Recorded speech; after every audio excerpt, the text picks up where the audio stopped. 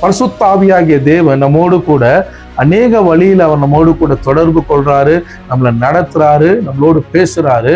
ஆனா அதுல ஒரு வழி, பிரதானமான வழி நான் உங்களை என்கரேஜ் பண்ண விரும்புறது என்னன்னா, எல்லாருக்கும் சுலபமா ஆவியானவர் தெரிஞ்சுக்கணும், அவர் நம்மளை நடத்தணும், அவரோடு கூட நான் அதிகமா ஆழமா நான் அவரை குறித்து புரிஞ்சுக்கணும்னு நீங்க விரும்புனீங்கன்னா, அவர் நம்மளோடு கூட பழகுகிற முதல் வழி எதுனா தேவனுடைய வார்த்தையா இருக்கிறது.